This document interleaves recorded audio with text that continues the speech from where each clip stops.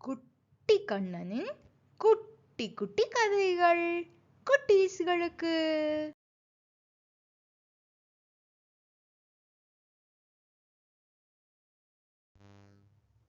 ஸ்தவிராய நமஹ ஸ்தவிராய நமஹ ஸ்தவிராய நமஹ. போன கதையில என்ன பார்த்தோம்?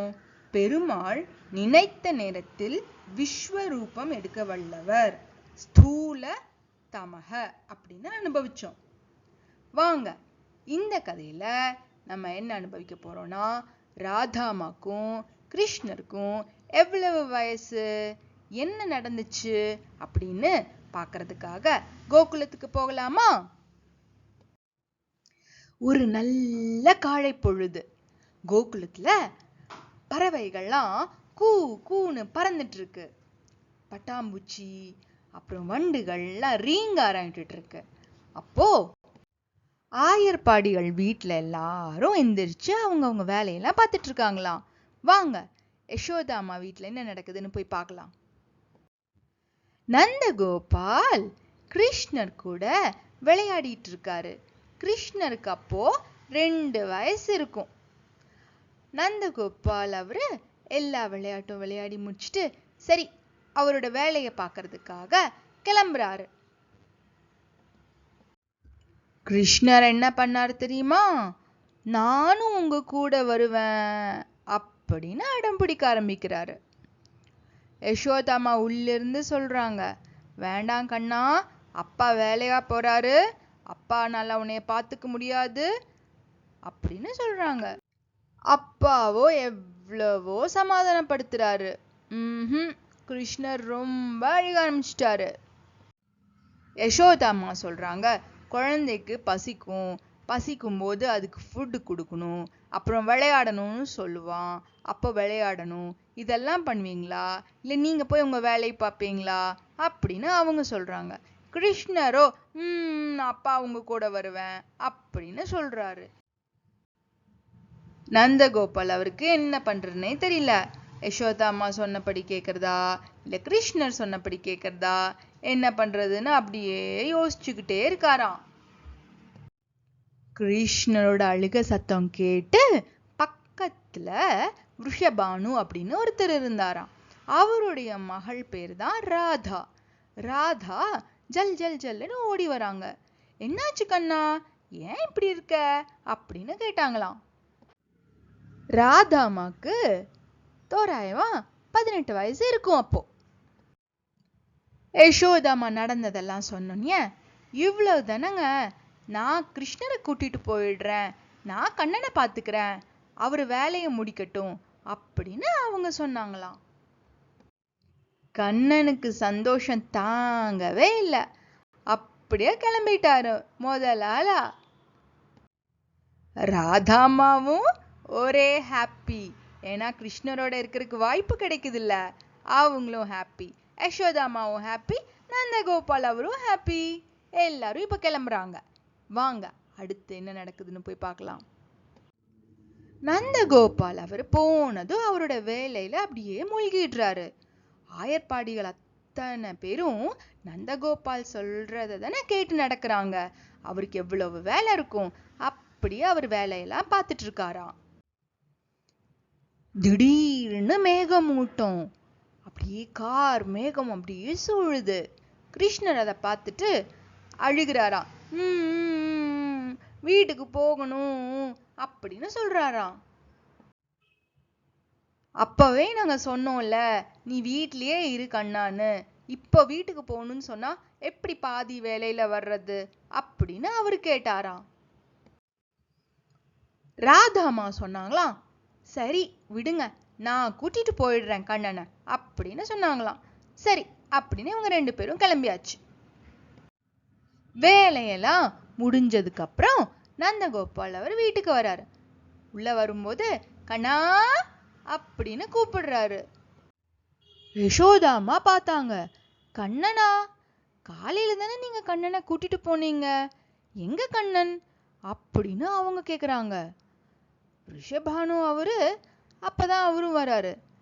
ரொம்ப நேரம் ஆச்சு, ராதா எங்க அப்படின்னு அவரும் கேக்குறாரு. நந்தகோபால் அவருக்கு என்ன பதில் சொல்றதுன்னே தெரியல. அட, நம்மள நம்பி அனுப்பிச்சாங்க, நம்மளே வேலையெல்லாம் முடிச்சுட்டு வந்துட்டோம், இவங்க ஏன் இன்னும் வரல அப்படின்னு அவர் அப்படியே யோசிச்சுட்டு இருக்காரு. ஜல் ஜல் ஜல் அப்படின்னு சலங்க சத்தம் கேக்குதான். ராதாமாவும் கிருஷ்ணரும் திரும்பி வராங்க. அவங்கள பார்த்ததும் தான் சப்பா அப்படின்னு நந்தகோபால் அவருக்கு போன உயிரே திரும்பி வந்துச்சான். என்னாச்சு ராதா, ஏன் இவ்வளவு நேரம்?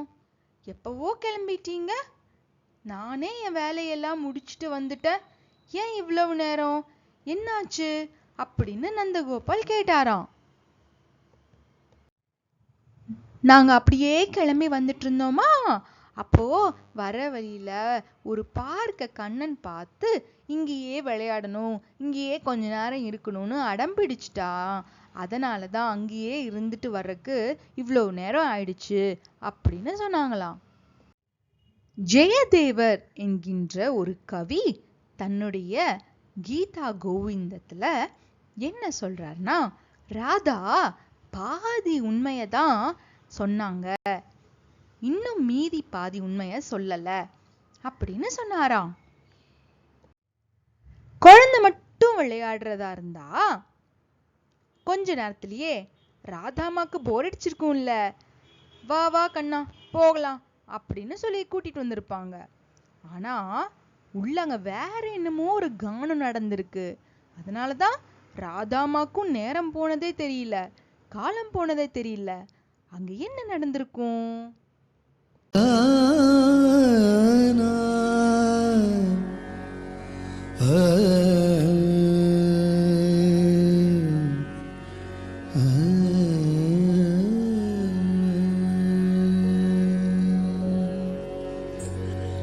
கிருஷ்ணானி வேகனே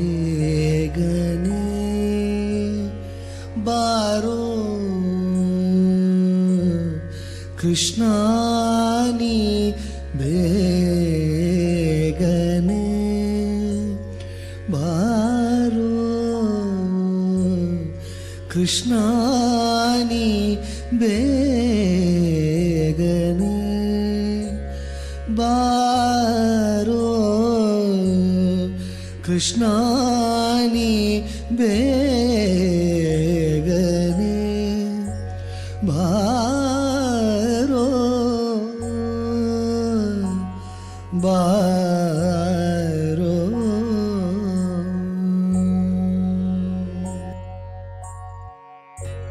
ಬೇಗನೆ ಬಾರೋ, ಮುಖವನ್ನೇ ತೋರೋ, ಬೇಗನೆ ಬಾರೋ,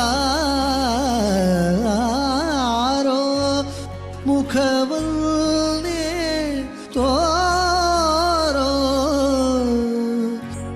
ಬೇಗನೆ ಬಾರೋ, ಮುಖವನ್ನೇ ತೋರೋ, ಕೃಷ್ಣಾನಿ ಬೇಗನೆ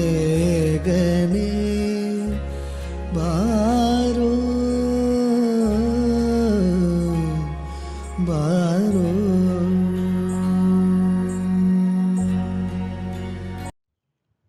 பார்க்குக்கு உள்ள போகிற வரைக்கும் கண்ணனுக்கு 2 வயசு, ராதாம்மாக்கு 18 வயசு. ஆனா உள்ள போனதுக்கு அப்புறம் கண்ணனுடைய வயது 20, ராதாம்மாவோட வயது 18. நமக்கெல்லாம் எவ்வளவு வயசாக வேணாலும் இருக்கலாம், நம்ம வயசுக்கு ஏத்தாப்புல கிருஷ்ணர் வந்து நமக்கு ஆனந்தம் கொடுக்கக்கூடியவர். நமக்கெல்லாம் வயசு ஏறிட்டு மட்டும்தான் போகும்.